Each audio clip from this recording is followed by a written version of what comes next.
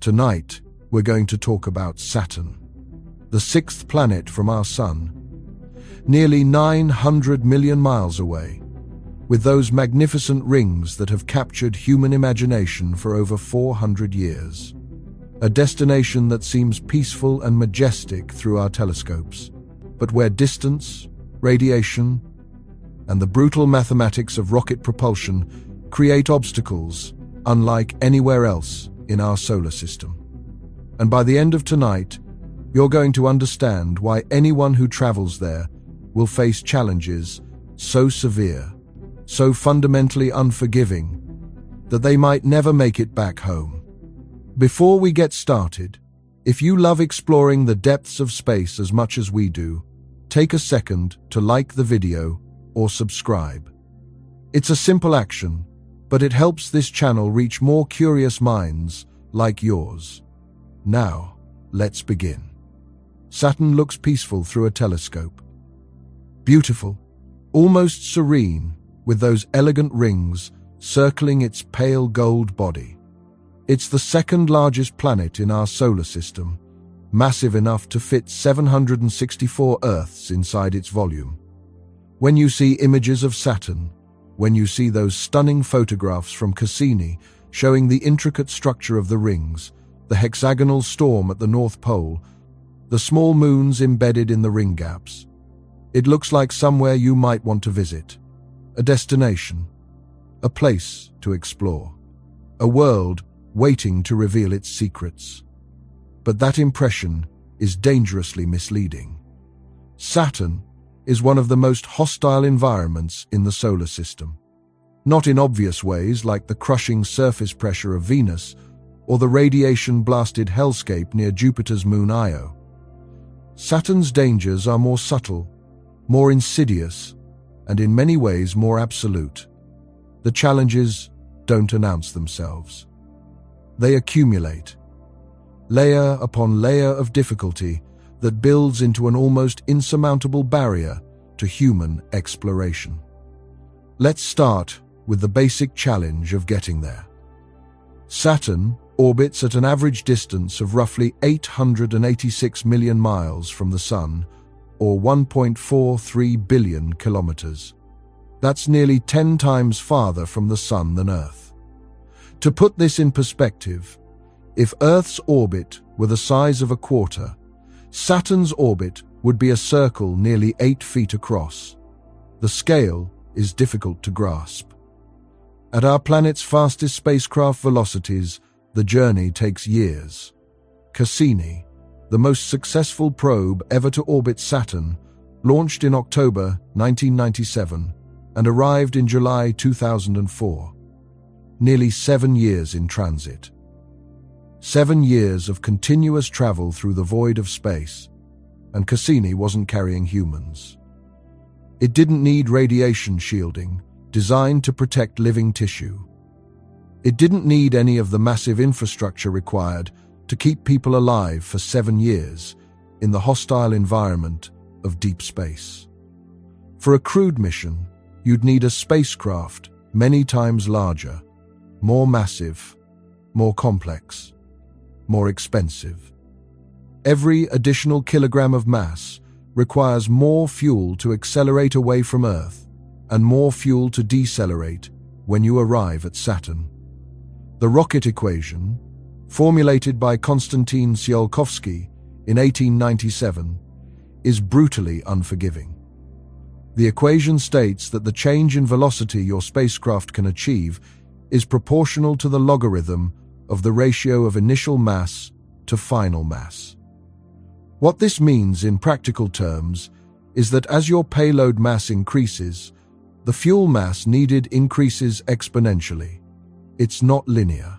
Doubling your payload mass doesn't just double your fuel requirement.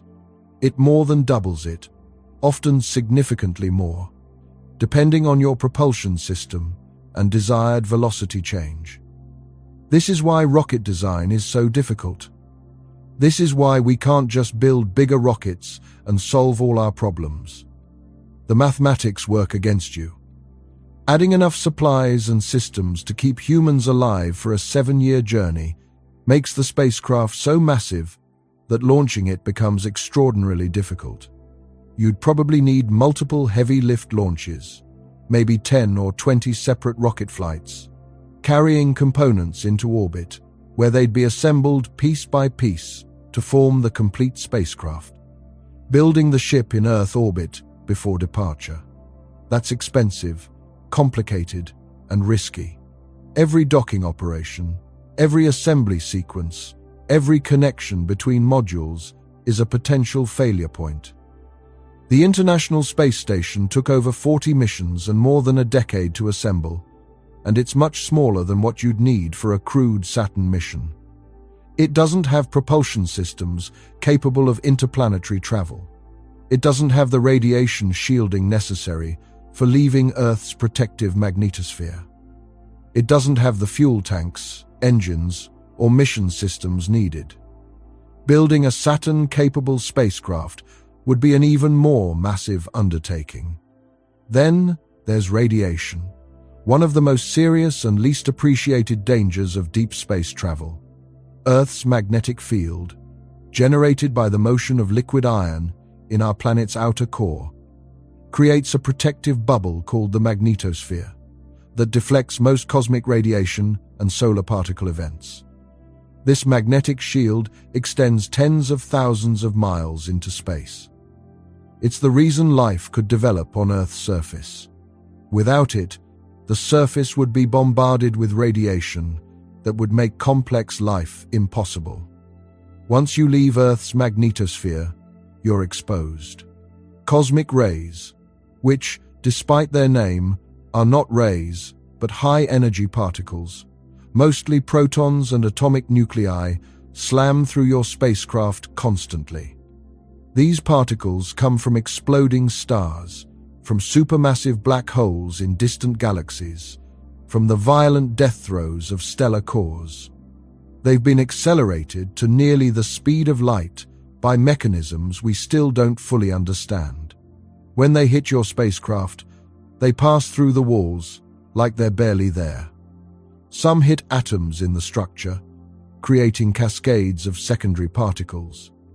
Some pass completely through without interacting, and some slam into the cells of your body, damaging DNA, killing cells, creating mutations. Solar flares are another hazard. The sun periodically erupts, ejecting billions of tons of charged particles into space at speeds of several million miles per hour.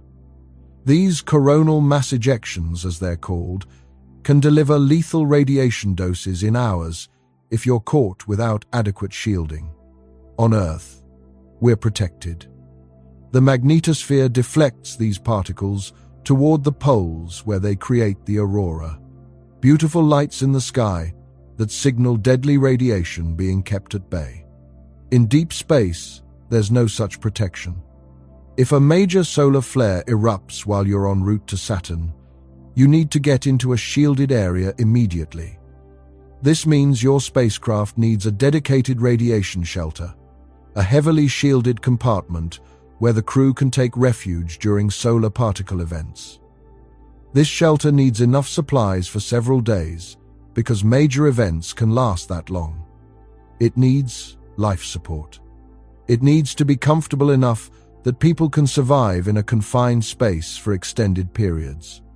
All of this adds mass. And mass, as we've discussed, is the enemy of rocket propulsion. Shielding helps, but perfect shielding is impossible. You can't block everything without making your spacecraft prohibitively heavy. The aluminum and composite materials used in typical spacecraft construction provide some protection, but they're not ideal. When high-energy particles slam into aluminum, they can create secondary radiation through a process called spallation. The incoming particle breaks aluminum atoms apart, creating showers of particles that can actually be more dangerous than the original radiation. Hydrogen-rich materials like water and polyethylene plastics are better. Hydrogen atoms are effective at absorbing and scattering radiation, because they're the right size to interact efficiently with incoming particles. Some mission concepts propose surrounding crew quarters with tanks of water, using the spacecraft's water supply as radiation shielding. This serves double duty, providing both shielding and the water needed for drinking, cooking, and hygiene. But even with optimal shielding materials, you can't shield perfectly. There's always some radiation getting through. And over a 7-year journey to Saturn, your crew will accumulate significant radiation exposure. This exposure is measured in sieverts, units that account for both the amount of radiation and its biological effectiveness. A typical chest X-ray delivers about 0.01 millisieverts. A CT scan might deliver 10 millisieverts.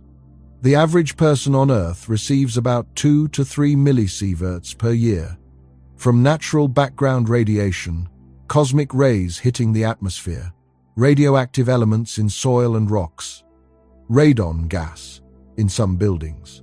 Astronauts on the International Space Station receive about 0.5 to 1 millisievert per day, roughly 80 to 150 millisieverts during a 6-month mission.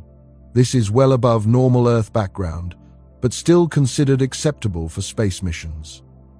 The limit for NASA astronauts varies by age and sex, but is generally in the range of 1 to 4 sieverts over a career. These limits are set to keep the increased risk of cancer from radiation exposure below 3%. For a multi-year journey through deep space, radiation exposure would be much higher.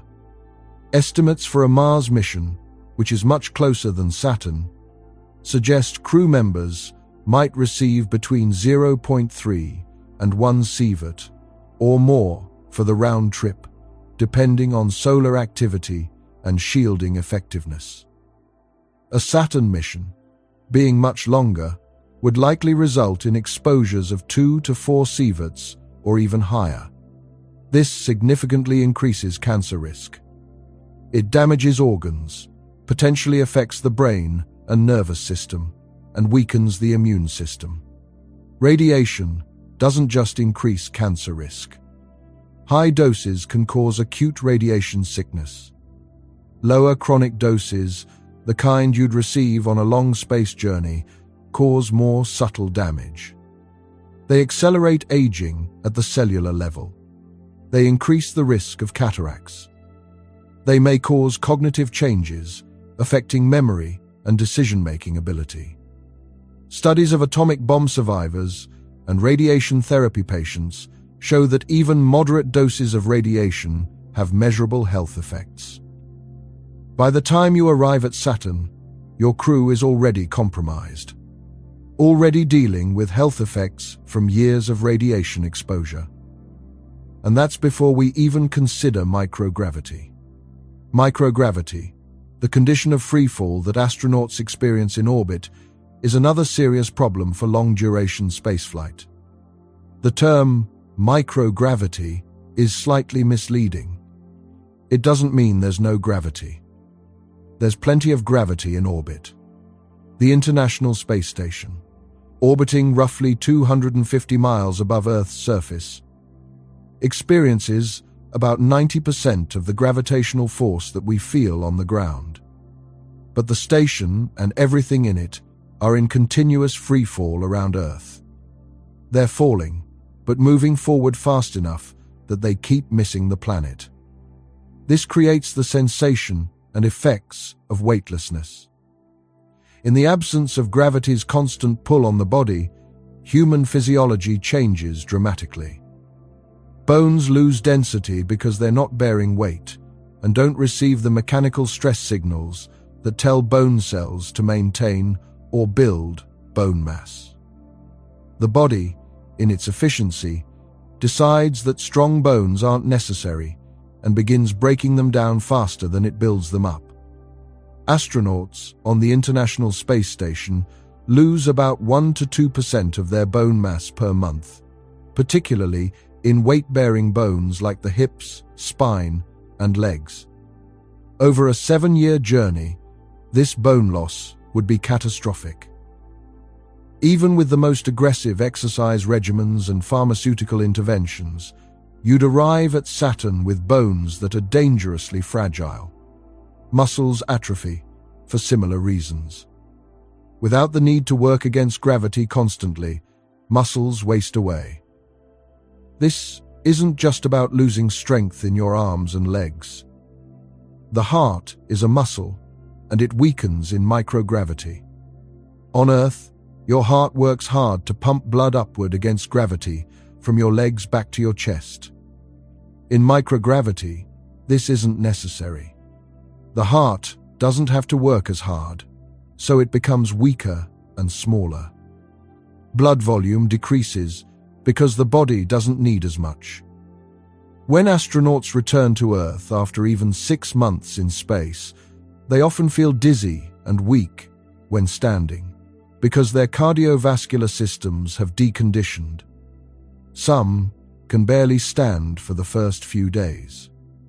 For a 7-year mission, the deconditioning would be severe. Astronauts on the ISS exercise several hours every day to slow these effects. They use resistance equipment that simulates lifting weights. They run on treadmills with harnesses that pull them down against the treadmill deck, simulating body weight. They use stationary bicycles. Even with these intensive exercise regimens, they still lose bone and muscle mass. They still experience cardiovascular changes. Some of these changes reverse after returning to Earth, but not all of them. There appears to be some permanent degradation, particularly in bone density. And that's after 6 months to a year. For a multi-year journey to Saturn, the effects would be much worse, possibly severe enough that reversal becomes impossible. Your crew would arrive at Saturn weak, their bones fragile, their muscles wasted, their cardiovascular systems deconditioned and struggling. They'd have difficulty with tasks that would have been easy before the journey. Climbing a ladder, carrying equipment, even walking, if they land on a moon with significant gravity. All of this assumes the psychological challenges don't break them first. 7 years in a small spacecraft with the same handful of people. No privacy. No escape from the confined environment. No ability to step outside and experience natural environments. Fresh air, the sun on your face. Every day, the same as the last. The same walls, the same faces, the same recycled air with its faint chemical smell from the life support systems. Knowing Earth is getting farther away every day. Knowing that any emergency would be catastrophic because help is impossible. The psychological toll would be immense. We have some understanding of isolation effects from Antarctic research stations, submarines, and long-duration missions on the ISS. But a journey to Saturn would be more extreme than any of these. Antarctic researchers can leave after their term ends, usually less than a year. Submariners deploy for months, not years. ISS astronauts know they can return to Earth quickly if necessary, and they're only minutes away by radio. A Saturn crew would be truly isolated, cut off from Earth in ways that are difficult to comprehend. Communication delays grow as you travel farther from Earth. Radio signals travel at the speed of light, which sounds fast and is fast by everyday standards. But the distances involved in solar system travel are so vast that even light takes substantial time to cross them. At Saturn's average distance from the Sun, light takes about 71 to 84 minutes to travel one way, depending on where Earth and Saturn are in their respective orbits.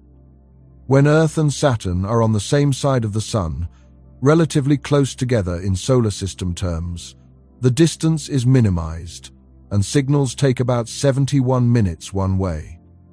When they're on opposite sides of the sun, the distance maximizes and signals take about 84 minutes one way. This means a round-trip communication time of between 2.4 and 2.8 hours. You can't have a real-time conversation with mission control. You can't call home and talk to your family the way you would on a phone call. Every interaction is delayed, asynchronous, like exchanging very slow emails. Imagine trying to troubleshoot a problem with this kind of delay. Something goes wrong with your spacecraft's oxygen generation system. Carbon dioxide levels are rising. You need help. You send a message to Mission Control, describing the problem in as much detail as possible. Then you wait. 70 to 80 minutes later, your message reaches Earth. The ground team analyzes the problem, consults documentation, maybe runs simulations, and formulates a response. This might take an hour or more, depending on the complexity of the issue. They send their response. Another 70 to 80 minutes in transit. By the time you receive their recommendations, 2.5 to 3 hours or more have elapsed since you first reported the problem. If their solution doesn't work, or if you need clarification, another round of back and forth adds another 3 hours. A troubleshooting session that would take 30 minutes with real-time communication stretches across most of a day. For critical emergencies, where you have minutes or hours to act, this delay makes Earth-based support almost useless. You're on your own. You have to solve problems with whatever knowledge and resources you have on board. The isolation would be psychologically crushing. You could send video messages to your family, but their responses would arrive hours later. You'd watch your children grow up in delayed video clips, missing birthdays and holidays by the time the messages reached you. You'd hear about family emergencies days after they happened, unable to provide support or comfort in real time. The disconnect between your experience and life on Earth would grow wider with each passing month. Your reference points would shift. Events that seem important on Earth, political developments, cultural moments, news stories, would feel distant and irrelevant. You'd be living in a different world, a small bubble of metal and plastic hurtling through the void, and Earth would become increasingly abstract. And the isolation increases as you get closer to Saturn because the planets are moving in their orbits. The distance between Earth and Saturn changes continuously. When you're halfway through your journey, you might be crossing the orbital paths at a point where Earth and Saturn are on opposite sides of the Sun, maximizing the distance. Communication delays might stretch to 90 minutes or more one way. By the time you arrive at Saturn, if Earth happens to be on the far side of the Sun, you're as isolated as it's possible to be while remaining in the same solar system. Your crew would be functionally alone, cut off from humanity in a way that's hard to fully grasp until you experience it. Every astronaut who's flown in space describes a profound sense of isolation when they look back at Earth and see it as a small blue marble suspended in blackness. For a Saturn crew, Earth would eventually become just another bright star, indistinguishable from other stars, except that they'd know which one it was. The psychological impact of this isolation cannot be overstated. Humans are social creatures. We evolved in groups, in communities, where we could see and interact with dozens or hundreds of other people regularly. Even introverts, people who need solitude to recharge, still need some social interaction. A crew of 5 or 6 people locked in a spacecraft for 7 years would be at the extreme edge of what humans can psychologically endure. Studies of small, isolated groups show that conflicts emerge over time. Small annoyances become major irritations. Personality quirks that seemed minor at first become unbearable. Cliques form. People stop communicating effectively. In extreme cases, crews have become dysfunctional, with members refusing to work together or actively sabotaging each other. This has happened in Antarctic stations, where people had much more space and better conditions than a spacecraft provides. For a Saturn mission, crew selection and psychological support would be absolutely critical. You'd need people who are not just technically competent, but also psychologically resilient, compatible with each other, able to manage stress and conflict effectively.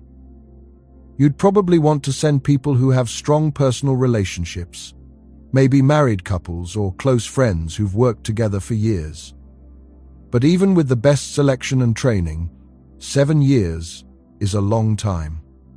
People change. Relationships evolve. What works at the beginning of the mission might not work at the end. The spacecraft would need private spaces, areas where crew members could have time alone. It would need recreational facilities, entertainment systems, perhaps virtual reality to provide simulated experiences of nature and different environments. It would need excellent communication systems so crew could maintain relationships with people on Earth as much as the time delay allows. All of this adds complexity, mass, and potential failure points to an already incredibly complex mission. But suppose you solve all these problems. Suppose you develop the technology for long-duration life support systems that can recycle air and water with near-perfect efficiency for years. Suppose you create effective radiation shielding that keeps exposure within acceptable limits. Suppose you develop artificial gravity systems, perhaps rotating sections of the spacecraft to create centrifugal force that simulates gravity and prevents bone loss and muscle atrophy. Or suppose you develop medical countermeasures, drugs and therapies that prevent or reverse the effects of microgravity without requiring massive rotating structures. Suppose you perfect the psychological support systems, create training programs and crew selection processes that ensure psychological stability over multi-year missions. Suppose you develop better propulsion systems that reduce the transit time, maybe using nuclear electric propulsion or even fusion drives that could cut the journey from 7 years to 3 or 4. Suppose you actually solve all these immense technological challenges and successfully make the journey to Saturn. Your crew arrives intact, healthy enough to function, psychologically stable, ready to begin the mission. Now what? You still can't go home. Because Saturn itself, the destination, presents challenges that make departure extraordinarily difficult and perhaps impossible. Let's talk about what Saturn actually is. Saturn is a gas giant, the second largest planet in the solar system after Jupiter. It has an equatorial diameter of roughly 74,898 miles, or 120,536 kilometers. That's about 9.4 times Earth's diameter. Its mass is 95 times Earth's mass, though despite this enormous mass, its average density is actually less than water. If you could find a bathtub large enough, Saturn would float. This low density tells us about Saturn's composition. The planet is composed primarily of hydrogen and helium, the simplest and most abundant elements in the universe. These are the same materials that make up the Sun and most other stars. Saturn is, in essence, a failed star. If it had been about 80 times more massive, the pressure and temperature at its core would have become high enough to initiate nuclear fusion, the process that powers stars. But it fell short of that threshold. Instead of becoming a star, it became a gas giant planet. The planet has no solid surface. This is difficult for people to grasp, because every planet we're familiar with, Earth, Mars, Venus, even rocky worlds like Mercury and the Moon, they all have surfaces where you could, in principle, stand. But Saturn doesn't work that way. If you tried to descend into Saturn's atmosphere, you wouldn't find ground. There's no level where the gas ends and solid material begins. You'd sink deeper and deeper into increasingly dense, increasingly hot gas. The atmosphere would gradually thicken around you from a thin haze at the cloud tops to a dense fog deeper down. Then to a crushing pressure that would destroy any spacecraft long before you reached anything resembling a surface. Eventually, at depths of tens of thousands of miles, the pressure and temperature become so extreme that hydrogen, which is a gas at low pressure and a solid at extremely high pressure, transitions to a liquid state. Deeper still, perhaps 15,000 to 20,000 miles down, the pressure reaches millions of times Earth's atmospheric pressure. At these conditions, hydrogen transitions to a strange state called metallic hydrogen. In this state, the pressure is so high that hydrogen's electrons are stripped away from their atoms and flow freely, making the hydrogen electrically conductive like a metal. This metallic hydrogen layer is thought to be responsible for Saturn's powerful magnetic field. Electric currents flowing in this conducting fluid generate magnetic fields through the same dynamo process that generates Earth's magnetic field, just on a vastly larger scale. No spacecraft humanity has ever built could reach Saturn's metallic hydrogen layer. You'd be crushed and incinerated long before getting there. At the core, below all these layers of atmosphere and liquid and metallic hydrogen, there's probably a dense central region. This core is thought to be composed of rock, metal, and exotic high-pressure forms of ice, water ice, ammonia ice, methane ice, all compressed to densities far higher than anything found on Earth's surface. The core might be 10 to 20 times Earth's mass, though it's difficult to determine precisely because we can't see it or directly measure it. Our understanding comes from modeling Saturn's gravity field and how the planet responds to gravitational perturbations.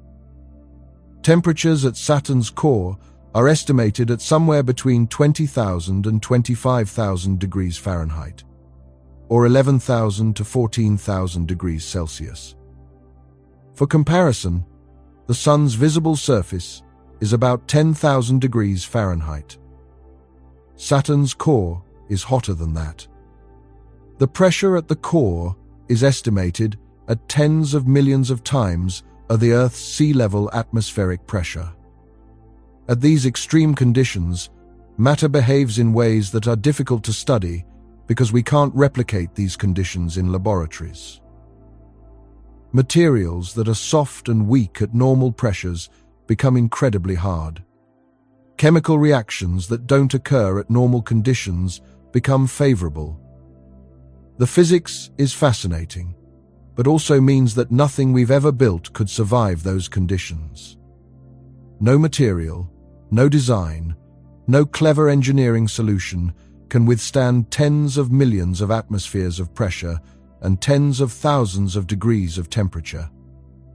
The forces involved are simply too immense.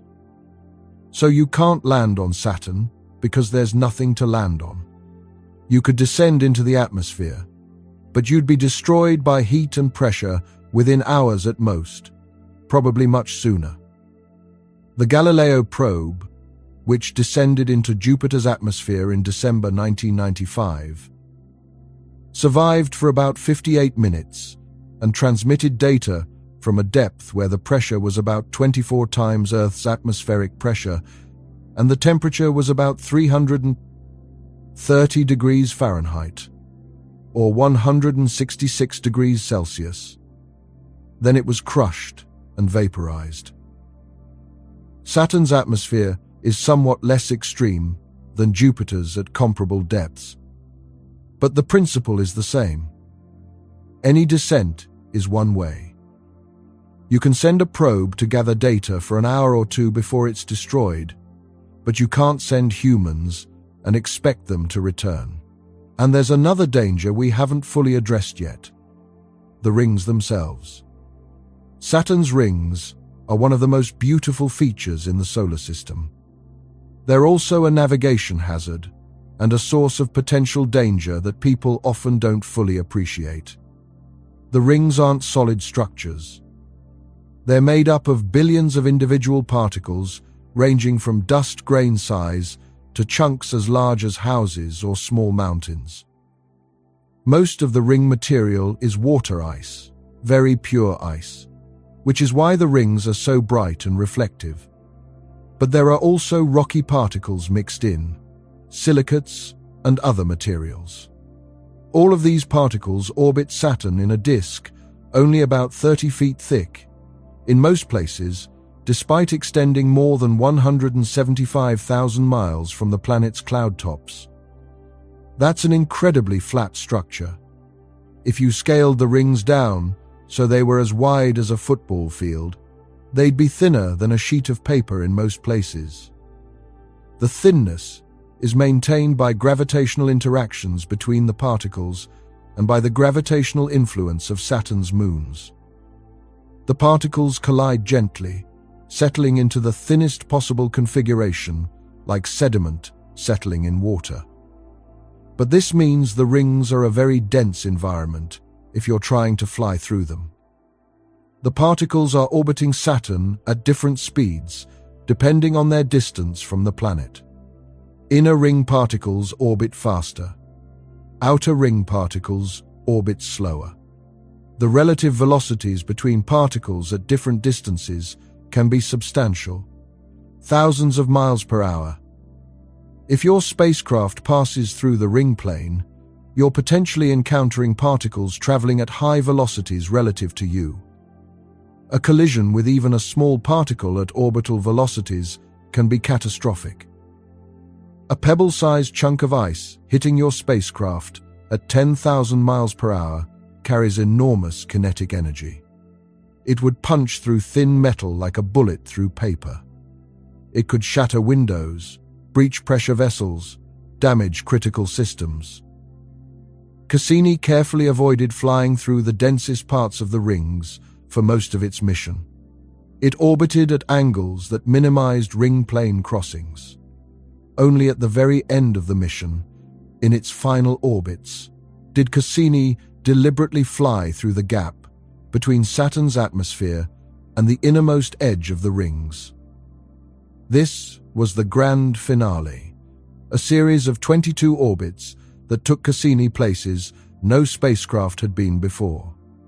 The gap between Saturn and the rings is only about 1,500 miles wide. For context, Saturn's diameter is about 75,000 miles.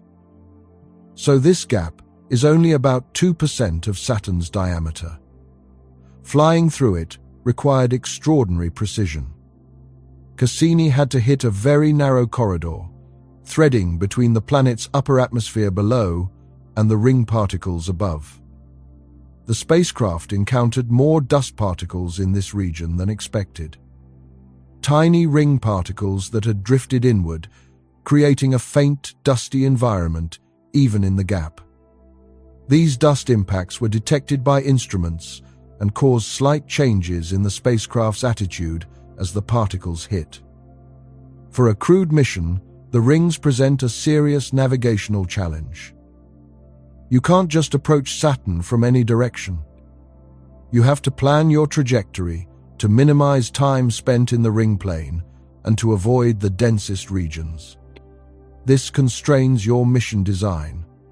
It limits when you can launch, based on where Saturn is in its orbit and what approach angles are available.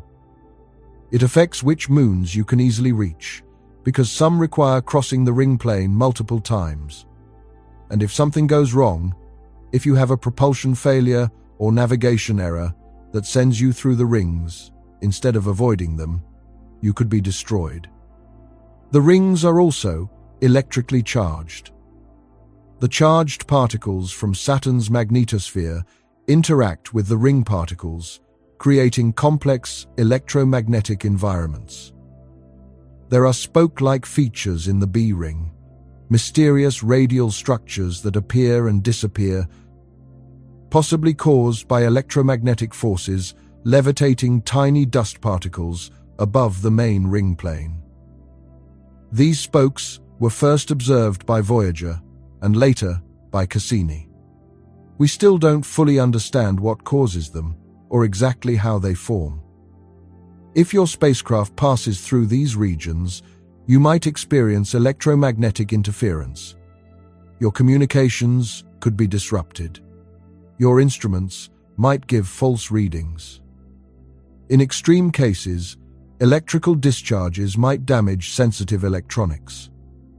These are risks that can be managed with careful planning, but they add complexity to an already complex mission. The rings also create navigation uncertainty.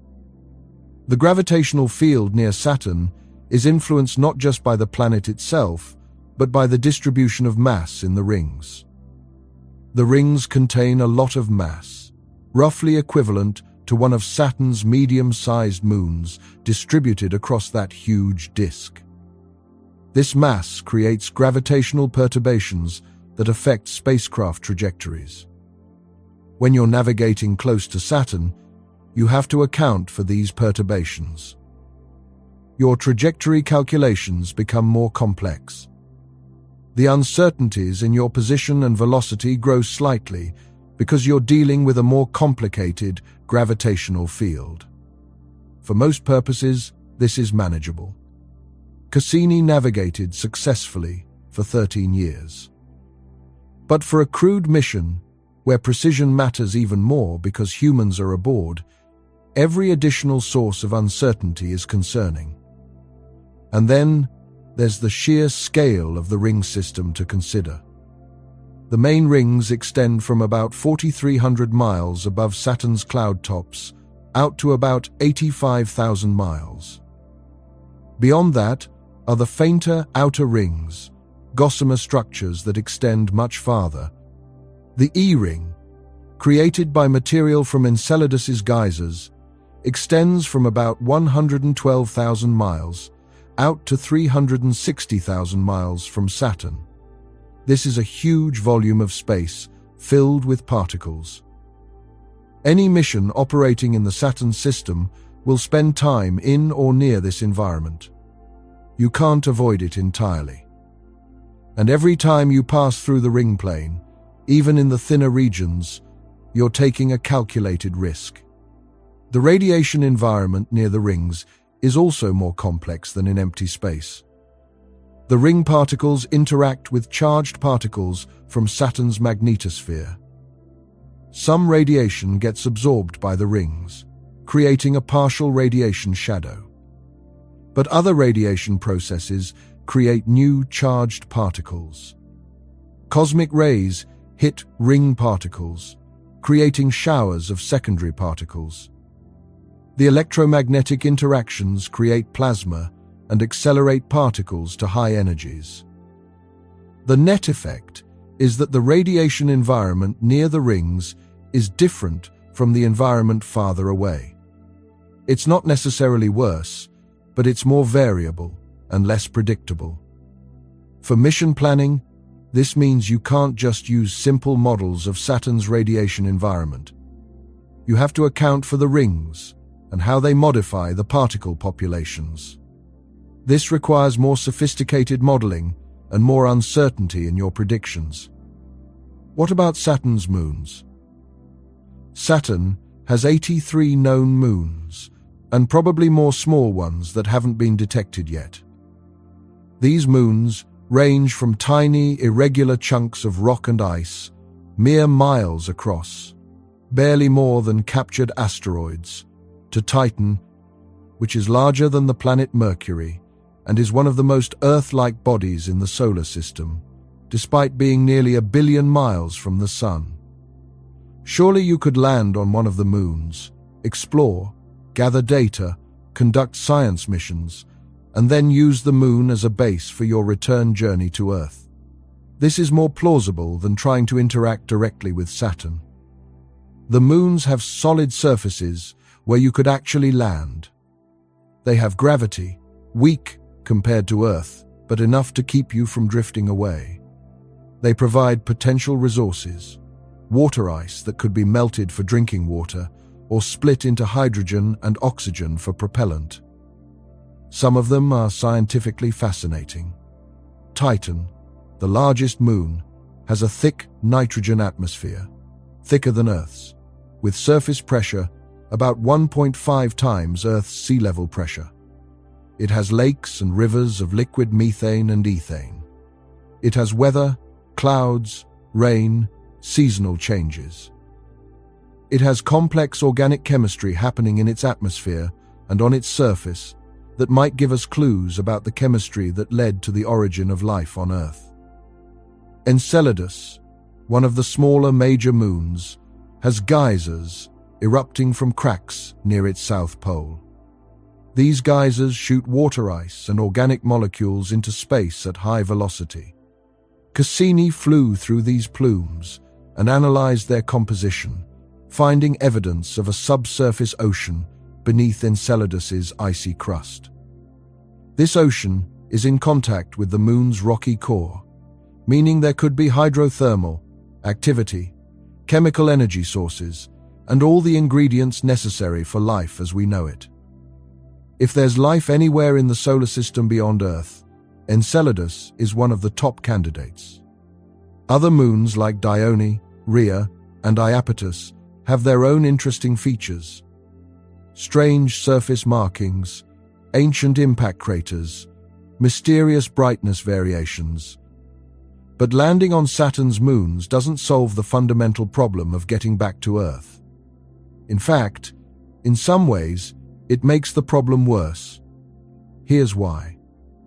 Getting to Saturn requires enormous amounts of energy. You have to accelerate your spacecraft to high velocity, tens of thousands of miles per hour, to make the journey in a reasonable time frame. 7 years is already a long time. If you used less propellant and a slower trajectory, the journey could take 10 or 15 years, or even longer. Nobody wants a 15-year journey each way, so you need to go fast. Going fast requires energy, which in rocket terms means propellant. When you arrive at Saturn, you're moving very fast relative to the planet. If you do nothing, you'll just fly past and continue into the outer solar system, which doesn't help.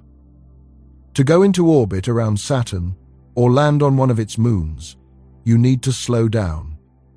This requires firing your engines in the direction you're traveling, using your propellant to reduce your velocity. This is called a capture burn, or orbital insertion burn, and it requires a lot of propellant. If you're planning to land on a moon, you need even more. You slow down to enter Saturn orbit, then slow down more to match the moon's orbit, then slow down more to descend to the surface. Every bit of this requires propellant. And here's where the physics becomes cruel. That propellant has mass. And that mass has to be carried all the way from Earth. To carry more propellant, you need a bigger rocket. But a bigger rocket with more propellant has more mass. More mass requires more propellant to accelerate, which increases mass further, which requires even more propellant. The rocket equation, as we discussed earlier, compounds exponentially.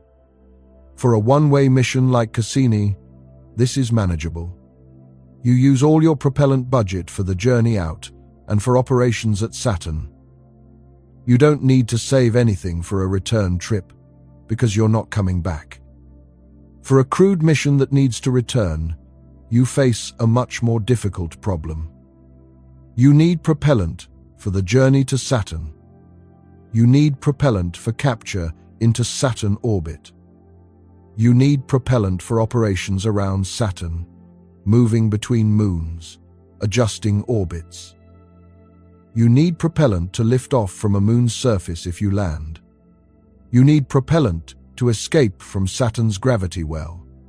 And you need propellant for the journey back to Earth. All of this propellant has to be carried from Earth, or you need to manufacture it at Saturn using local resources, which we'll discuss shortly. If you're carrying all the return propellant from Earth, the mass of your spacecraft at launch becomes astronomical. Let's run rough numbers to see how this works. Suppose your spacecraft has a dry mass, the mass of the structure and equipment without propellant, of 100 tons. That's probably optimistic for a crewed interplanetary spacecraft with all necessary systems, but let's use it.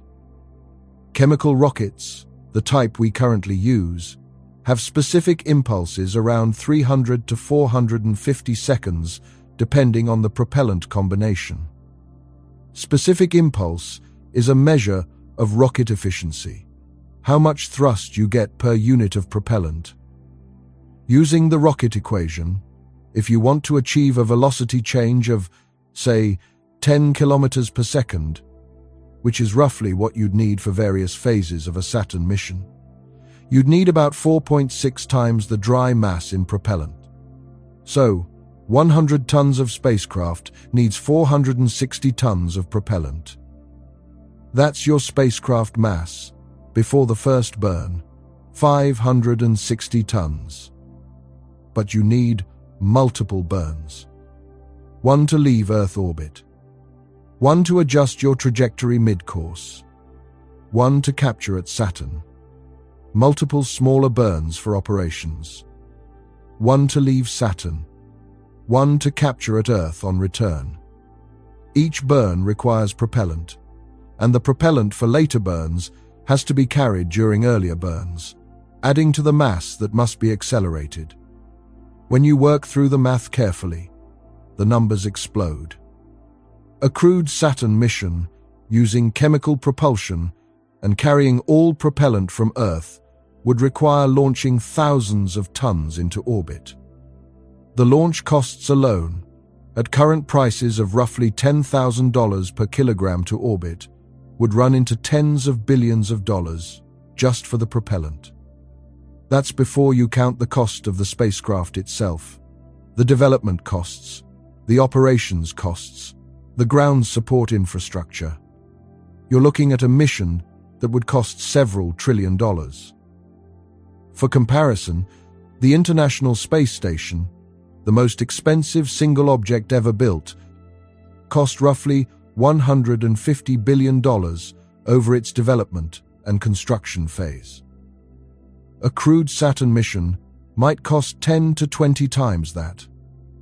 The economic case is difficult to make. One way to reduce the propellant requirement is to use more efficient propulsion systems. Nuclear electric propulsion, or ion drives, can achieve much higher specific impulses than chemical rockets, sometimes 10 times higher or more. This reduces the propellant mass significantly. But these systems have their own problems. They produce very low thrust, so acceleration is gradual.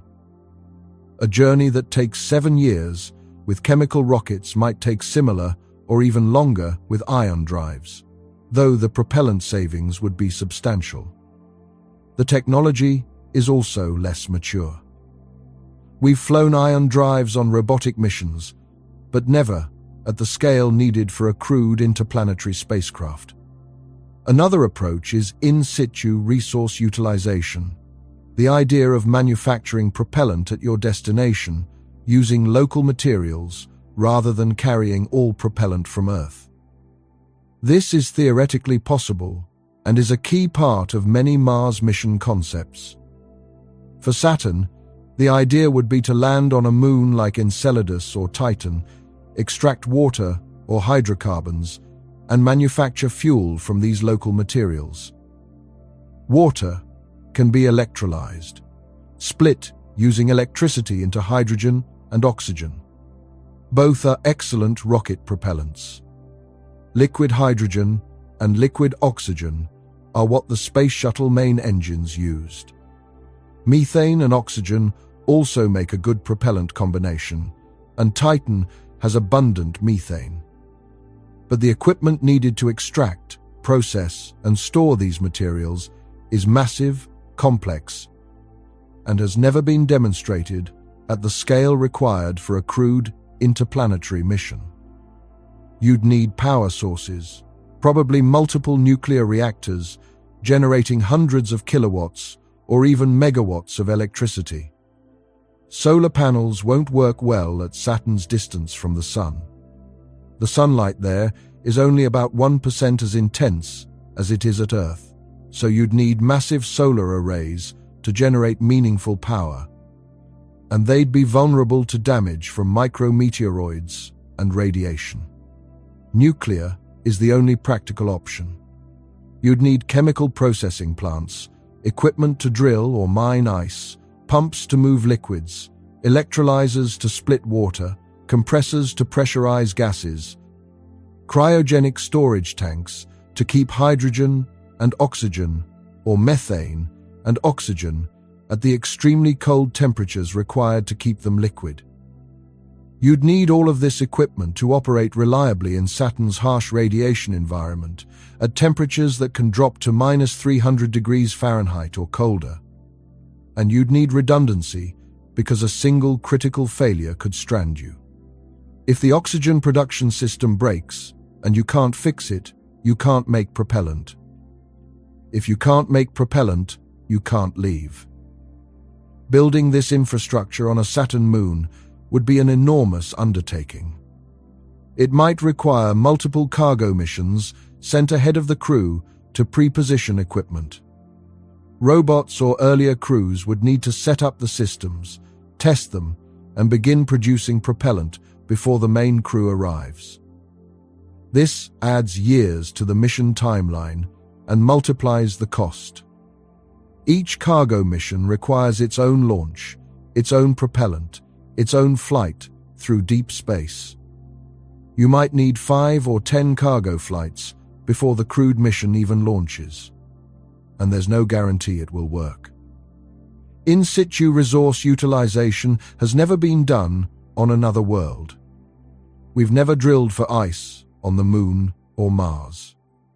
We've never operated chemical plants on airless moons in deep space.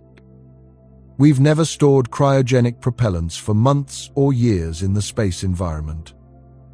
All of this is technically possible in theory, but theory and practice are different. Systems that work perfectly in laboratory tests often fail in real-world conditions. Space is unforgiving. There's no room for trial and error when your crew's lives depend on the systems working. Even assuming you can do all this, you're looking at a surface stay of months or years while you manufacture enough propellant for departure. Producing tons of liquid hydrogen and oxygen, or methane and oxygen, takes time. Electrolysis isn't instantaneous. You can only produce propellant as fast as your power systems and processing equipment allow. If you're generating a few kilograms per day, and you need tens of tons for the return journey, you're looking at years of operation. During this time, your crew is living on an airless, frozen moon, exposed to Saturn's radiation belts, dependent on systems that have to work perfectly because there's no rescue option. They're in habitats that have to maintain pressure, provide breathable air, recycle water, grow or store food, and protect them from radiation and temperature extremes. The habitats have to function flawlessly for years. Any failure in critical systems, life support, power, thermal control, could be catastrophic. The psychological impact of knowing you're committed, that you can't leave until the fuel is ready, that any critical failure means you're stranded nearly 1 billion miles from home with no hope of rescue, would be immense. Every day, you'd wake up knowing that Earth is unreachably far away, that if something goes wrong, you die, that your survival depends entirely on machines continuing to function and your own ability to repair them when they inevitably break down. The stress would be extraordinary. Some people might handle it well. Others might break down mentally, become depressed, anxious, unable to function. And you can't send them home early. There's no evacuation option. They have to endure until the propellant is ready. Let's talk more specifically about Saturn's radiation environment, because this is one of the less discussed but more serious hazards. Saturn has a strong magnetic field, about 578 times stronger than Earth's magnetic field. This is generated, as mentioned earlier, by electric currents in the metallic hydrogen layer deep inside the planet. The magnetic field extends far into space, creating a magnetosphere that traps charged particles from the solar, wind, and cosmic rays. These trapped particles bounce back and forth between Saturn's magnetic poles, creating radiation belts similar to Earth's Van Allen belts, but much more intense and much larger. The radiation is concentrated near Saturn's equatorial plane, which is also where the rings are. The rings and many of the larger moons orbit in this equatorial plane, right in the heart of the radiation belts. The radiation extends outward from Saturn's cloud tops to beyond the orbit of Titan, Saturn's largest moon. Titan orbits at about 759,000 miles, or 1.22 million kilometers, from Saturn's center.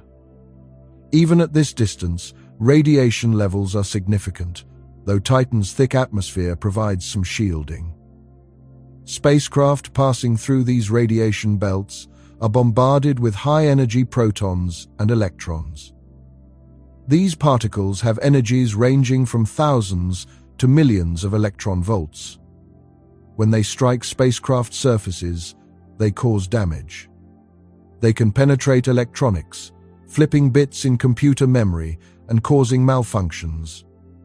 They degrade materials, causing them to become brittle or to outgas, releasing trapped gases that can contaminate sensitive optical surfaces.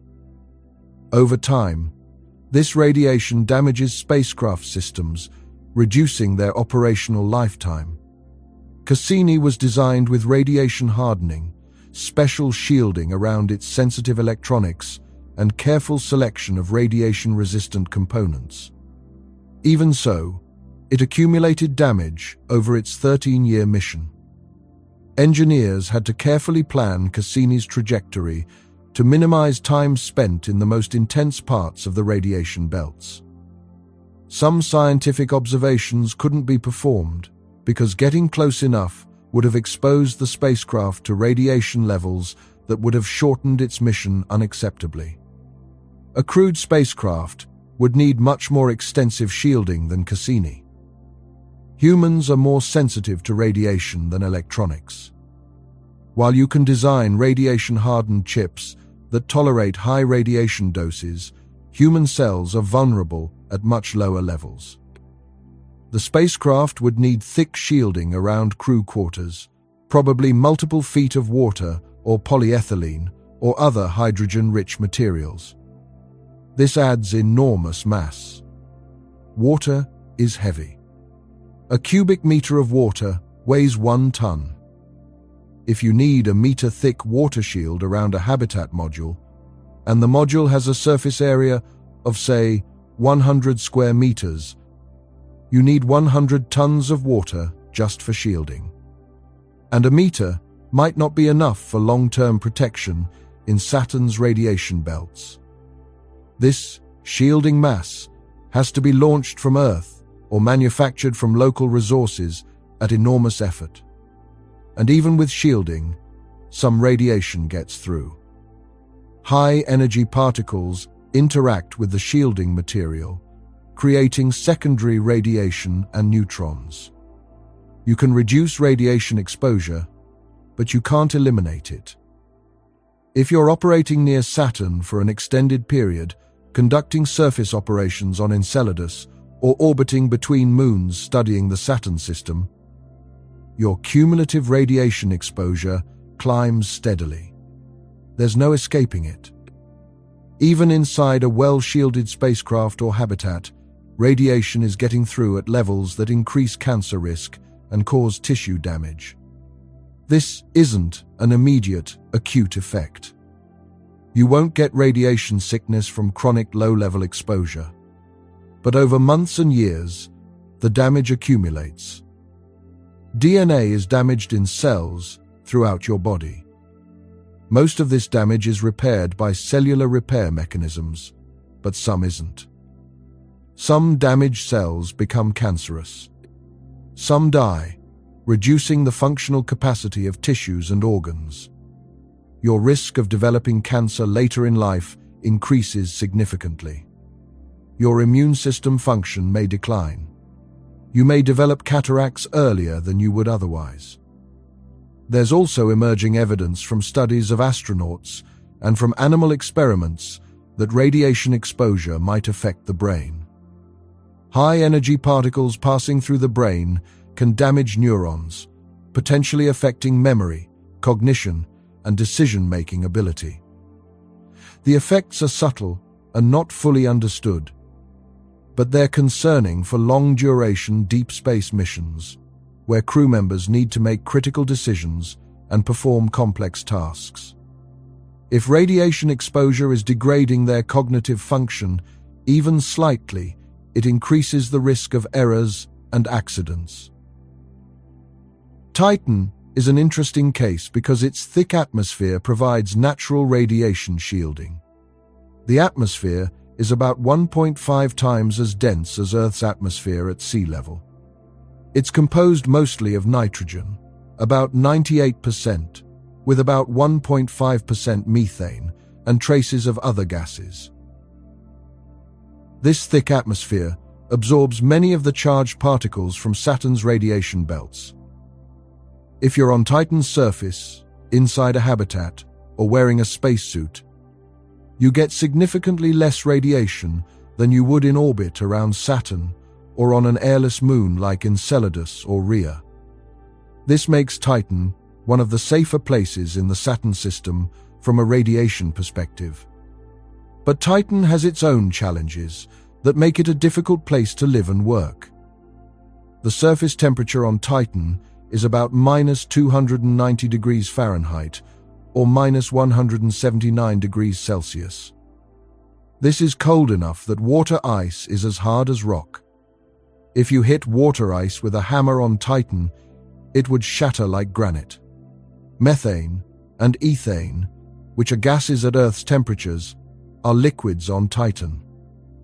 The lakes and rivers you see in images of Titan aren't water. They're liquid methane and ethane, possibly with dissolved nitrogen and other hydrocarbons. These hydrocarbons rain from the sky, collect in river valleys, and flow into lakes and seas. Titan has a hydrological cycle similar to Earth's water cycle, except it's based on methane instead of water. Clouds form in Titan's atmosphere when methane vapor condenses. Methane rain falls. It collects on the surface and eventually evaporates back into the atmosphere, completing the cycle. Operating in this environment requires equipment designed for extreme cold. At -290 degrees Fahrenheit, many materials behave differently than they do at room temperature. Metals that are ductile and tough at room temperature become brittle. If you try to bend a piece of aluminum or steel at Titan temperatures, it might snap rather than bending. Plastics lose their flexibility and can shatter. Rubber seals become hard and inflexible, potentially losing their ability to seal properly. Lubricants freeze solid, causing moving parts to seize. Even electronics behave differently. Some components improve at low temperatures, less thermal noise, lower resistance in conductors. But others fail. Batteries lose capacity. Liquid crystal displays stop working. Some semiconductors change their properties. Every system on your spacecraft and in your habitat has to be designed for these extreme conditions and tested extensively. You can't just take equipment designed for Earth and expect it to work on Titan. And Titan's atmosphere, while useful for radiation shielding, is chemically reactive in ways that create additional challenges. Ultraviolet light from the sun, weak at Saturn's distance but still present, breaks down methane molecules in Titan's upper atmosphere. The fragments recombine in complex ways, forming larger organic molecules, things like ethane, propane, acetylene, benzene, and even more complex compounds. These organic molecules are collectively called tholins, a term coined by astronomer Carl Sagan to describe the complex organic haze that gives Titan's atmosphere its orange color. Tholins are scientifically fascinating because they're similar to the organic compounds that might have been present on early Earth before life emerged. Studying Titan's atmospheric chemistry could give us insights into prebiotic chemistry and the origins of life. But from an engineering perspective, tholins are a problem. They rain down onto Titan's surface as a kind of organic smog, coating everything. If you have a solar panel or a window or any optical surface, it will gradually get coated with tholin deposits. This reduces the amount of light getting through, which is already a problem at Saturn's distance from the Sun. Mechanical systems with exposed moving parts could get gummed up with tholin deposits. Air filters in your habitat might clog with tholins if there's any leakage from outside. You'd need regular maintenance to clean surfaces and replace filters, and you'd need to design systems that are tolerant of contamination. Any breach in your spacesuit or habitat would expose you to Titan's atmosphere. You can't breathe it. It's almost all nitrogen with some methane, no oxygen. You'd suffocate within minutes. The cold would kill you even faster. At -290 degrees Fahrenheit, exposed skin would freeze almost instantly. Your lungs would freeze if you tried to breathe. Even with the best possible equipment and preparation, operations on Titan would be extraordinarily difficult and dangerous. Your spacesuits would need to be heated, insulated, to prevent heat loss to the frigid environment. This requires power, batteries, or small nuclear generators. If your suit's heating system fails, you have minutes at most before hypothermia sets in. You'd need redundant systems, backup heaters, emergency procedures, and you'd need to be extremely careful about any situation that could lead to a suit breach. On Earth, a small tear in a spacesuit in a vacuum is serious but manageable. You lose air pressure, but you have time to get to an airlock. On Titan, a breach means you're exposed to an atmosphere you can't breathe and temperatures that would kill you in seconds. There's much less time to react. Let's think about what happens if something goes wrong during a Saturn mission. Any of the thousands of things that could go wrong. On Earth, if you have a medical emergency, help can arrive within hours. Ambulances, helicopters, rapid response teams. If a spacecraft malfunctions in Earth orbit, you can abort to the ground or send up a rescue mission within days. The infrastructure exists. launch pads, rockets, trained crews. On the International Space Station, if a critical system fails and can't be repaired, the crew can evacuate in Soyuz or Crew Dragon capsules and return to Earth within hours. They undock, perform a deorbit burn, and land. It's a tested, reliable procedure. At Saturn, there is no rescue. None. If someone gets sick or injured beyond your crew's medical ability to treat, they die. If a critical system fails and you don't have spare parts or can't repair it, you die. There's no calling for help. No evacuation. No backup plan that results in anyone coming to save you. Earth is over an hour away, by radio signals traveling at the speed of light.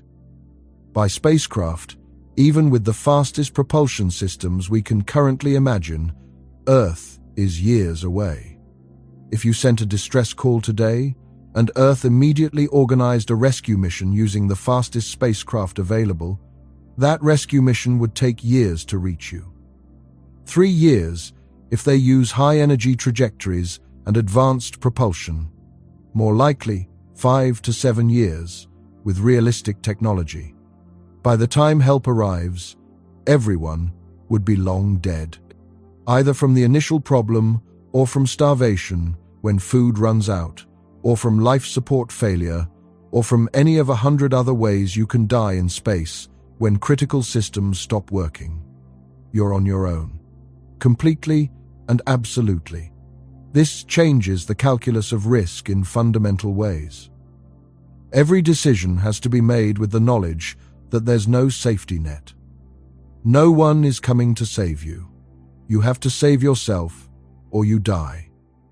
Medical screening for crew would need to be extraordinarily thorough. You can't have someone develop a serious health problem during the mission. You'd screen for genetic predispositions to cancer, heart disease, any condition that might manifest over a multi-year time frame. You'd want younger crew members because the statistical risk of serious health problems increases with age. But you also want experienced crew, people who've proven they can handle the stress and challenges of spaceflight. This creates tension in crew selection. Equipment redundancy would need to be extreme. Every critical system needs backups, probably multiple backups. If your primary oxygen generation system fails, you need a secondary system that can take over immediately. If that fails, you need tertiary backups, maybe chemical oxygen generators that can provide emergency oxygen for days or weeks while you repair the primary systems.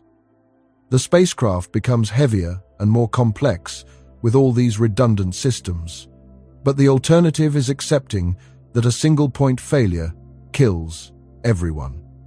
That's not acceptable. The crew would need training in every system, every repair procedure, every contingency. They can't rely on specialists on the ground to guide them through problems with multi-hour communication delays. They need to be able to diagnose faults, understand schematics, improvise repairs with available materials. They need to be generalists, capable of working on life support, power systems, propulsion, communications, computing, everything. This is a much higher level of competence than required for current spaceflight. ISS astronauts specialize. One might be an expert in robotics, another in life support systems, another in scientific experiments. They have mission control, providing continuous support, guidance, troubleshooting. A Saturn crew couldn't work that way. Everyone needs to know everything, or at least enough to keep critical systems running. The level of autonomy and competence required is beyond anything we've attempted in human spaceflight so far. Even the Apollo astronauts, who traveled farther from Earth than anyone before or since, were only seconds away by radio and days away by spacecraft. They had mission control monitoring every parameter, analyzing data, providing solutions. When Apollo 13 suffered an explosion that crippled the spacecraft, the crew worked with mission control for hours to devise a solution. Engineers on the ground ran simulations, tested procedures, calculated trajectories. The crew executed the plan. Mission control developed. It was a collaborative effort, and it saved their lives. Your Saturn crew would have guidance from Earth, but it would be delayed, asynchronous, ultimately limited. They'd receive suggestions and recommendations, but they'd have to make critical decisions in real time without the ability to consult Earth and get an immediate response. They'd have to trust their own judgment, their own expertise, their own improvisation skills. If they make the wrong decision, they die. The weight of that responsibility, the knowledge that your survival depends entirely on your own actions and those of your small crew, would be psychologically crushing for some people. Now, let's talk about the return journey itself, assuming you make it that far. Suppose you've done everything right. You've reached Saturn safely, despite the long journey and accumulated radiation exposure. You've conducted your mission, explored moons, gathered scientific data, maybe even found evidence of life in Enceladus's subsurface ocean. You've manufactured or conserved enough fuel for departure through in-situ resource utilization or careful mission planning, and you're ready to come home. You fire up your engines, escape from the moon's gravity, escape from Saturn's massive gravity well, and begin the long journey back toward the inner solar system. You're going home. Except you still face a journey that's just as long and just as dangerous as the trip out. Another 7 years or so in space, depending on your trajectory and propulsion system. Another 7 years of radiation exposure on top of what you've already accumulated. Another 7 years of microgravity effects, or partial gravity, if you have artificial gravity systems. But even partial gravity doesn't fully prevent bone loss and muscle atrophy. Another 7 years of isolation and confinement. Another 7 years of breathing, recycled air, drinking recycled water, eating stored or hydroponically grown food. But this time, there are additional complications. Your spacecraft and equipment have been operating for years already. They've been exposed to years of radiation, which degrades electronics and materials. They've experienced thermal cycling, repeated heating and cooling as the spacecraft passes through sunlight and shadow, or as internal systems turn on and off. This causes materials to expand and contract, creating mechanical stress that can lead to fatigue failures over time. They've been exposed to micrometeorites, tiny particles of dust and debris that travel through space at high velocities. These particles are small, typically less than a millimeter across, but at orbital velocities of tens of thousands of miles per hour, they hit with tremendous force. Over years of exposure, micrometeorite impacts accumulate. They pit surfaces, create tiny holes in thin materials, potentially damage sensitive equipment. You're asking all this equipment, already aged and worn, to work for another 7 years under the same harsh conditions. Systems that were new and fresh at launch are now old. Seals made of rubber or plastic might be degrading, becoming brittle, losing their ability to maintain pressure. Electronics might be showing damage from radiation, subtle bit flips in memory, degraded performance in processors and sensors. Mechanical systems might have more friction or play in their joints, wear in bearings, fatigue in structural members. Consumables, like filters, absorbent materials in life support systems, are near end of life or already used up. You've replaced them with spares, but you might be running low on spares. Every critical component that fails during the return journey is a potential mission-ending problem. You don't have access to resupply from Earth. You don't have the ability to manufacture complex replacement parts unless you brought along sophisticated fabrication equipment like 3D printers capable of making precision components. If a critical component fails and you don't have a spare and can't improvise a repair, you're in serious trouble. And you're doing all this with a crew that's already compromised. After years at Saturn, after the stress of surface operations or orbital science missions, after exposure to years of radiation and time in microgravity or partial gravity, your crew isn't in the same condition they were when they left Earth. They're older. 14 years older by the time they return. If the round trip takes 14 years, that's a significant fraction of a human lifespan. People who left Earth in their 30s would return in their mid-40s. People who left in their 40s would return nearing 60. They've aged while their families and friends back on Earth have also aged. Their children, if they had young children when they left, would be teenagers or young adults. Siblings would be noticeably older. Parents might have passed away. The world they return to won't be the world they left. They're more fatigued, both physically and mentally. The accumulated stress of years in space, the constant vigilance required to maintain systems and ensure survival, the psychological toll of isolation, all of this wears on people. They might be dealing with health issues, chronic conditions that developed during the mission, radiation-induced problems that are starting to manifest, bone density loss that's reached the point where fractures become a serious risk, muscle atrophy that makes physical tasks difficult. The return journey would be harder than the outbound journey, not easier. Not just because the equipment is older and more worn, but because the crew is less capable of handling the challenges. They're tired. They're worn down. They want to be home, and the knowledge that they still have years to go before they arrive might be demoralizing. And consider what's happening on Earth while you're gone. The mission launched perhaps 2 years before you reach Saturn, accounting for planning and travel time. You spent 2 or 3 years at Saturn conducting operations and manufacturing propellant. You've been traveling back for several years. Total time since launch, 14 to 16 years.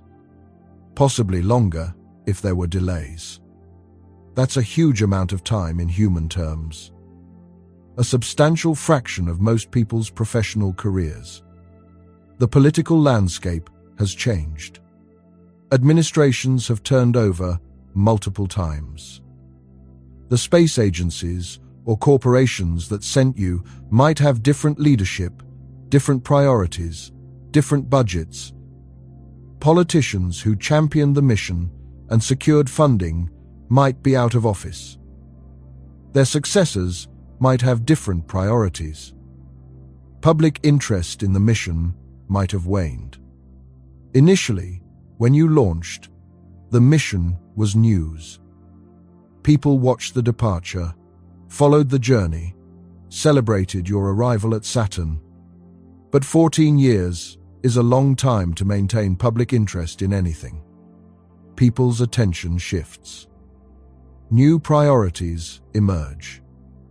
Unless you're continuously sending back spectacular discoveries, life-changing findings, the kind of results that make headlines and excite the public, interest fades. And even if you do send back spectacular results, after a few years, even spectacular becomes routine. The first images of Titan's surface were exciting. The 10th batch of images, less so. By the time you're returning, you're old news. A mission from a previous era that people have mostly forgotten about. Funding might be uncertain. The ground support infrastructure that was built to support your mission, the tracking antennas, the mission control centers, the teams of engineers and scientists dedicated to your mission might have been repurposed or shut down to save costs. Maintaining this infrastructure for 14+ years is expensive. Budgets are always tight. There's pressure to cut costs, to redirect funds to newer missions, to current priorities. If support for your mission collapses halfway through or during the return journey, you're in a difficult position. You're still out there, still dependent on ground support for communications, for navigation updates, for guidance and troubleshooting assistance. You're still expecting that when you return to Earth, there will be recovery teams ready to retrieve you, medical facilities prepared to handle crew that's been in space for 14 years, rehabilitation programs to help you readjust to life on Earth. But if the political and public support isn't there, if budgets have been cut, if attention has moved on to other things, the infrastructure to support your return might be minimal or absent. This is a nightmare scenario, and it's not entirely unrealistic. Long-term commitments in space exploration are fragile. They depend on continued funding, which depends on political will, which depends on public interest. All of these can evaporate faster than a spacecraft can travel to Saturn and back. We've seen this happen before with other programs. Skylab, the first American space station, was launched in 1973. It was occupied by 3 different crews over the course of 1973 and 74. Then, it was abandoned because NASA shifted priorities to the Space Shuttle program. Skylab remained in orbit, unused, until it re-entered the atmosphere and broke up in 1979. The Soviet Union's Salyut program had multiple space stations that were operated intermittently depending on political and budgetary factors. Even the International Space Station, the most expensive single object humans have ever built, with a price tag over $150 billion, has uncertain long-term funding. There have been periodic debates about whether to continue operating it or retire it, whether the money spent on ISS could be better used elsewhere. A crewed Saturn mission would be far more expensive than ISS. It would cost several $100 billion, possibly over $1 trillion, depending on the mission architecture and how costs are accounted. Maintaining political and public support for such an expensive mission for 14+ years, through multiple election cycles and changing national priorities, would be extraordinarily difficult. What if support collapses halfway through? What if the mission is deemed too expensive, or the results not worth the cost? Your crew is still out there, still committed, still depending on ground support and expecting to be recovered when they return. But the will to support them might not be there. This is a risk that's hard to quantify, but very real. There's also the technical challenge of Earth return itself. Coming back to Earth from Saturn is different than coming back from the Moon, or even from Mars. The speeds involved are much higher. When you return from Saturn, you're falling inward toward the Sun. The Sun's gravity accelerates you as you travel. By the time you reach Earth's orbit, you're moving very fast. Much faster than a spacecraft returning from the Moon. Apollo spacecraft returned from the Moon at about 25,000 miles per hour relative to Earth. That's fast. And it required a carefully designed heat shield to protect the crew during re-entry. A spacecraft returning from Saturn would be approaching Earth at even higher velocities. The exact speed depends on your trajectory and how much propellant you use for deceleration, but you could easily be approaching at 30 to 40,000 miles per hour or more relative to Earth. Shedding all that velocity requires either enormous amounts of propellant for powered braking, firing your engines to slow down, or a very precise aero-capture maneuver where you dip into Earth's atmosphere at exactly the right angle to slow down through atmospheric friction. Aero-capture is more propellant efficient than powered braking, but it's extremely risky. The margin for error is tiny. If your approach angle is too shallow, you skip off the atmosphere like a stone skipping across water. You don't slow down enough and bounce back into space. If you don't have enough propellant to circularize your orbit, you might end up in a highly elliptical orbit that takes you far from Earth again, or worse, escape Earth entirely and end up in a solar orbit. Either way, you're not landing, and you might not be able to recover. If your approach angle is too steep, you enter the atmosphere too fast and experience G-forces that could kill the crew or cause the spacecraft to break apart. The heat generated by atmospheric friction would be immense. The spacecraft could burn up before slowing down enough for safe landing. The entry corridor, the range of acceptable entry angles, is very narrow. For Apollo returning from the Moon, the entry corridor was about half a degree wide. Enter half a degree too steep, and you burn up. Half a degree too shallow, and you skip off. That's how precise you have to be. For a high-speed return from Saturn, the entry corridor might be even narrower. And you're performing this maneuver after 14 years in space. Your navigation systems have been operating for 14 years, accumulating errors, possibly degraded by radiation damage. Your guidance computers might be glitchy. Your sensors might be less accurate than they were at launch. The crew is fatigued, possibly dealing with health issues, their cognitive function potentially affected by years of radiation exposure. Communication with Earth has multi-hour delays, so you can't get real-time guidance from ground control. You have to execute the aero-capture maneuver based on pre-planned parameters and autonomous navigation. Everything has to work perfectly.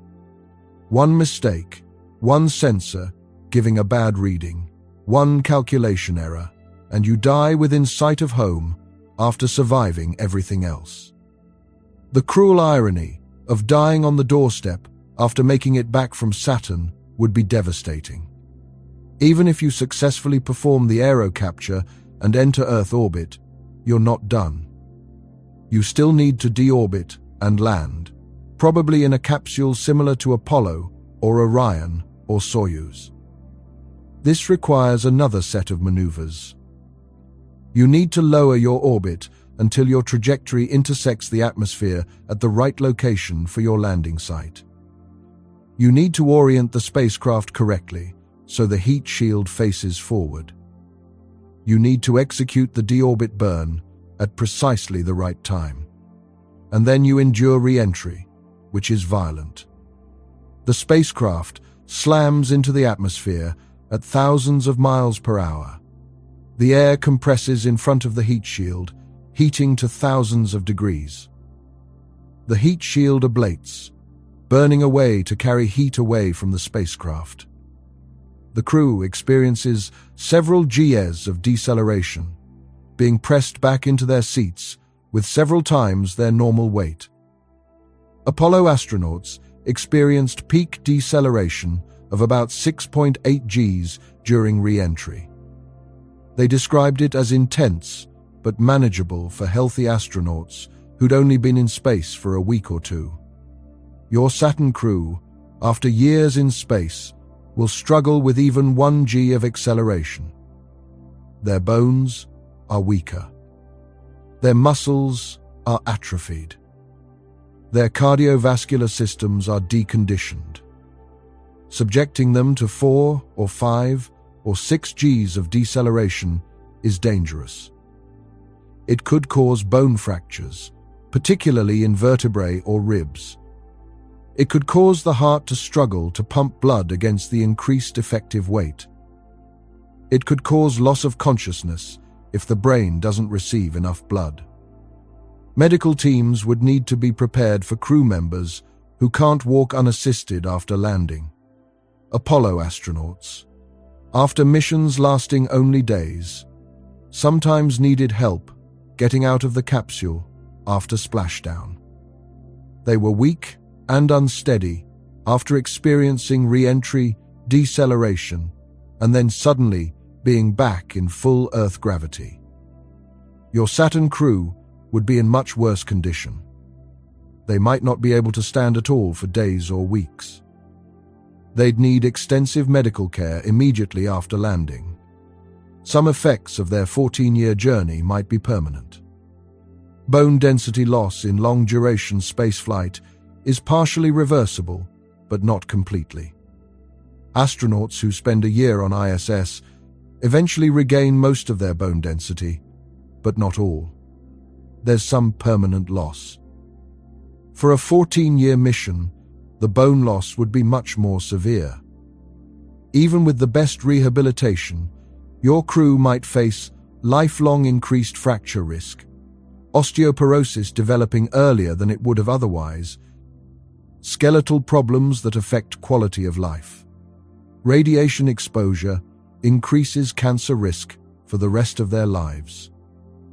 They'd need ongoing medical monitoring to catch cancers early. The psychological effects might linger. Readjusting to life on Earth after 14 years in space would be difficult. Earth would feel crowded, noisy, overwhelming.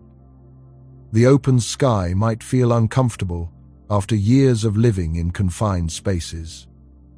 Some crew members might struggle with the transition. They might miss the clarity of purpose they had during the mission. The intense camaraderie of a small crew working together for survival. The sense of doing something important and unprecedented. Returning to ordinary life might feel anticlimactic or empty by comparison. This is something that Antarctic researchers and submariners sometimes report after long deployments.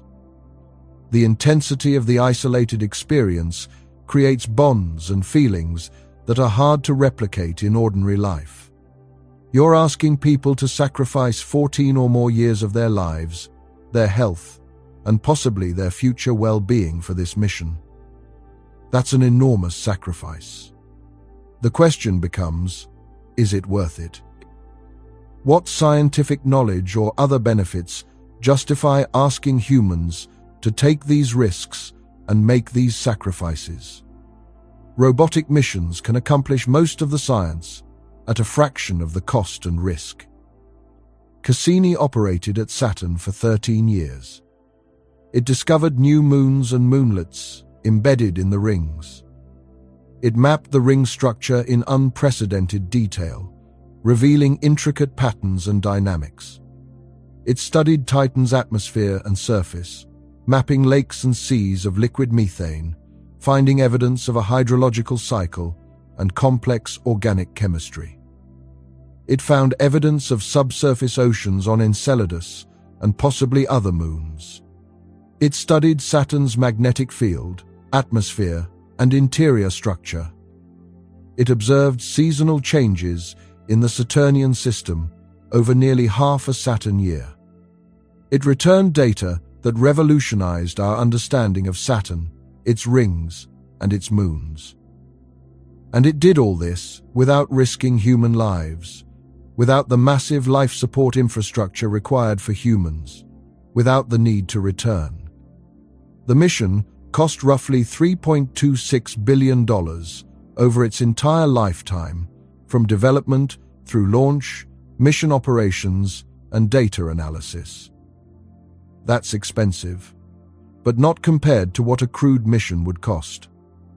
A crewed mission to Saturn would likely cost several $100 billion to over $1 trillion, depending on the mission architecture, how many launches are required, whether you're using existing technology or developing new propulsion and life support systems, whether you're planning one mission or developing infrastructure for multiple missions.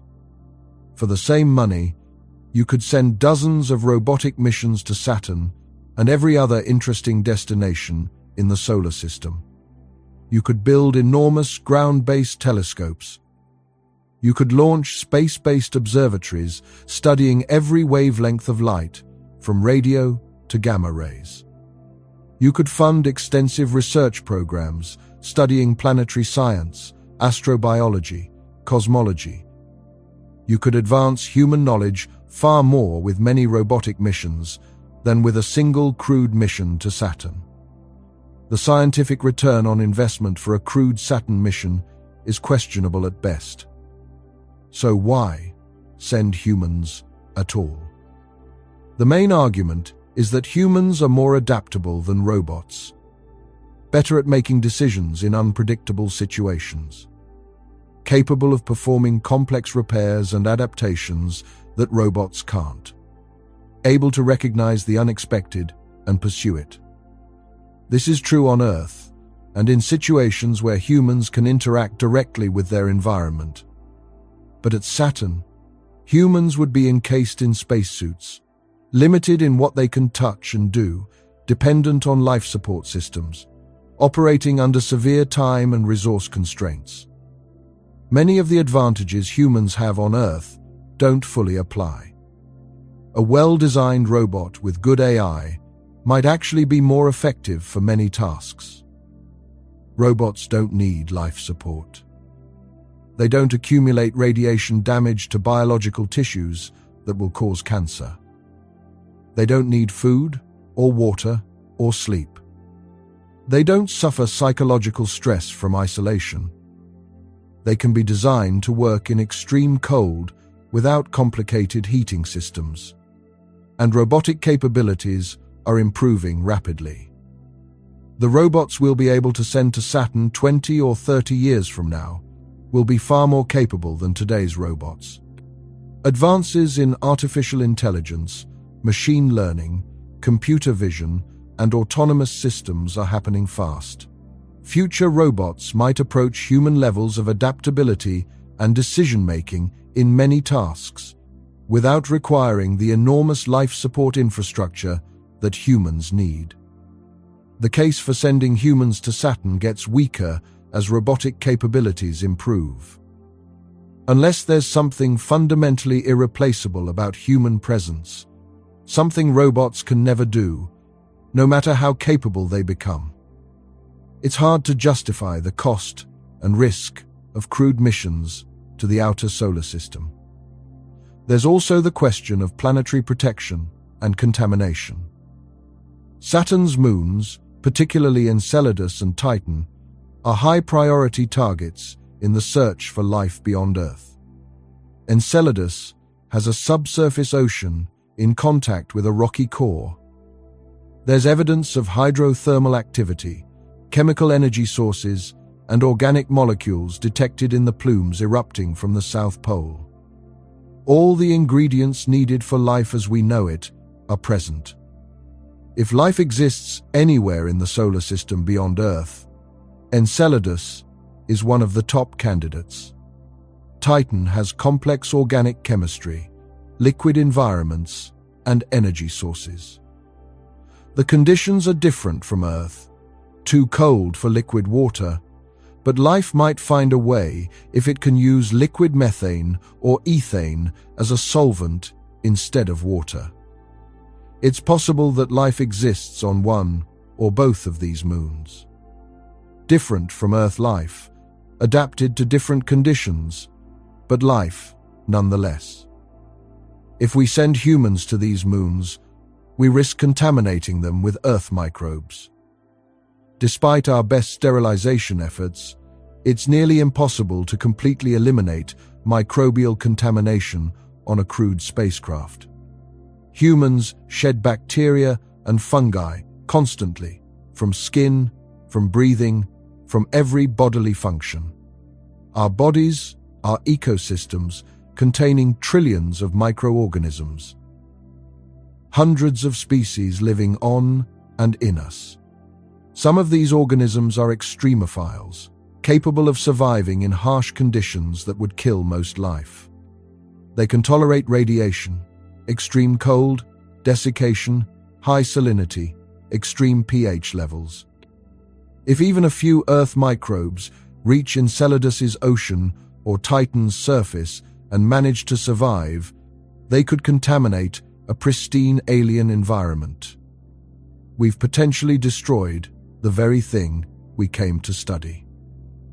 And we've made it nearly impossible to determine whether any life we subsequently find is truly native or was brought from Earth. This is called forward contamination, and it's a serious ethical and scientific concern. International planetary protection protocols exist to minimize this risk. Spacecraft sent to potentially habitable worlds are carefully sterilized. They're assembled in clean rooms. Components are baked at high temperatures or exposed to radiation to kill microbes. Strict protocols are followed throughout assembly and testing. Even with all this, complete sterilization is difficult. Some microbes always survive. For robotic missions, the risk can be managed to acceptable levels. But crewed missions present a contamination risk that's orders of magnitude higher. Humans produce microbes constantly. You can design airlocks and contamination control procedures, but the risk of accidental contamination is much higher when humans are directly involved. Some scientists and ethicists argue that we shouldn't send humans to potentially habitable worlds until we've thoroughly explored them with robots first. We should search for native life. We should characterize the environment. We should understand what's there before we risk contaminating it with Earth life. Only after we've confirmed the presence or absence of life should we consider sending humans. By that time, we might have decided that robotic exploration is sufficient and that human missions aren't necessary. This could delay crewed missions to Saturn's moons by decades or even indefinitely. The timeline for a crewed Saturn mission keeps getting pushed further into the future, the more carefully you examine the challenges. We don't currently have the technology for long-duration life support systems that can recycle air and water with near-perfect efficiency for 14+ years. ISS systems require regular resupply of consumables and spare parts. We don't have propulsion systems that make the journey practical. Chemical rockets work, but require enormous mass in low Earth orbit. Nuclear, electric, or ion propulsion could reduce propellant requirements, but would take just as long or longer. More advanced concepts like fusion propulsion or antimatter drives are purely theoretical. We don't have effective radiation shielding for multi-year deep space missions. We have concepts, water shields, hydrogen-rich materials, magnetic deflection systems, but nothing has been demonstrated at the scale needed. We don't have medical countermeasures for the physiological effects of multi-year microgravity exposure. We don't have artificial gravity systems unless you count rotating spacecraft designs that have never been built. We're working on these technologies. Research is ongoing. Progress is being made. But it's slow and expensive, and many of these technologies are decades away from operational readiness. The Artemis program aims to return humans to the moon in the 2020s. That's a necessary stepping stone, relearning how to operate beyond low Earth orbit, demonstrating technologies that will be needed for Mars and beyond. From there, crewed missions to Mars are probably decades away. Optimistic timelines suggest the 2040s or 2050s. More conservative estimates push it to the second half of the century. Saturn is far beyond Mars in difficulty. Everything that's hard about Mars is harder for Saturn. Longer journey, more radiation, worse communication delays, more extreme isolation, much more demanding propulsion requirements. Realistically, A crewed mission to Saturn is probably 50 to 100 years away at minimum if we pursue it. Maybe longer if we decide that robotic exploration is more effective and don't prioritize crewed missions to the outer solar system. Maybe never if we conclude the risks and costs outweigh the benefits. The people alive today who dream of traveling to Saturn will almost certainly never see it happen. Even children today might not live to see it. This is a multi-generational challenge. And that brings us to the deeper question. Should we send humans to Saturn? Is it something we ought to do? Even if we eventually can.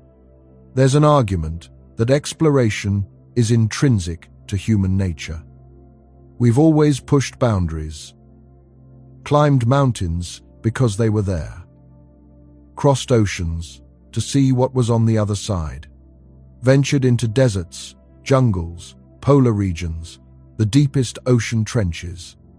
We explore because curiosity and the desire to see new things, to go where no one has gone before, are fundamental parts of who we are. By this argument, we should send humans to Saturn for the same reason we sent them to the moon. Because it's there. Because we can, or will be able to eventually. Because the challenge itself is worthwhile. Because doing difficult things, achieving what seems impossible, is how we grow as a species. There's nobility in this view. The Apollo program inspired generations. It advanced technology, pushing the boundaries of what was possible in computing, materials, science, life support, propulsion. It demonstrated what humanity can achieve when we commit to a great goal. It gave people hope and pride, and a sense that the future could be better. A crewed mission to Saturn could do the same on an even grander scale. It would be the most difficult journey humans have ever attempted. The people who go would be heroes. Their names would be remembered for centuries. The mission would inspire a new generation of scientists, engineers, explorers. It would drive technological advancement in areas that would benefit life on Earth. The technologies developed for long-duration, deep space life support could help develop sustainable systems on Earth. Advanced propulsion could revolutionize satellite deployment and space resource utilization. Medical countermeasures for radiation and microgravity could have applications in healthcare on Earth. And the knowledge gained, the scientific discoveries about Saturn, its rings, its moons, possibly even finding evidence of life beyond Earth, would be invaluable. It would change our understanding of the universe and our place in it. But there's a counter-argument. Exploration should be pursued responsibly. We should weigh costs against benefits, risks against rewards. We should use our limited resources wisely, prioritizing missions that return the greatest scientific value per dollar spent and per human life risked. We should send robots where robots are effective and save human missions for situations where humans are truly necessary. By this argument, sending humans to Saturn might be possible someday, but it's not the best use of our limited resources. We could accomplish more science, more exploration, more benefit to humanity by investing in multiple robotic missions, advanced telescopes, and research programs. Rather than spending $1 trillion on one crewed Saturn mission, we could send 20 robotic missions to Saturn, Mars, Venus, Jupiter's moons, Neptune, asteroids, comets, and every other interesting destination. We could build massive ground-based telescopes that would revolutionize our understanding of exoplanets and distant galaxies. We could fund astrobiology, research, laboratory experiments, studying the origins of life, searches for biosignatures on other worlds. The total scientific return might be far greater than what one crewed mission could achieve. Both views have merit. The tension between them reflects deeper questions about what we value as a civilization, what we're willing to risk, what kind of future we want to build. There's no single, objectively correct answer. Different people, different cultures, different time periods will reach different conclusions. What seems impossible or foolish today might seem obvious and necessary to our descendants. What seems like a worthwhile challenge to some might seem like wasteful risk-taking to others. The conversation itself is valuable because it forces us to think carefully about why we explore space and what we hope to achieve. Are we exploring for scientific knowledge, for resources, for the survival of our species if something happens to Earth, for the inspiration and technological advancement, for the simple human desire to see new horizons? All of these are valid motivations, and they lead to different conclusions about which missions to prioritize. One thing is certain. If we do send humans to Saturn someday, it will be one of the most difficult and dangerous undertakings in human history. More difficult than the Apollo moon landings. More dangerous than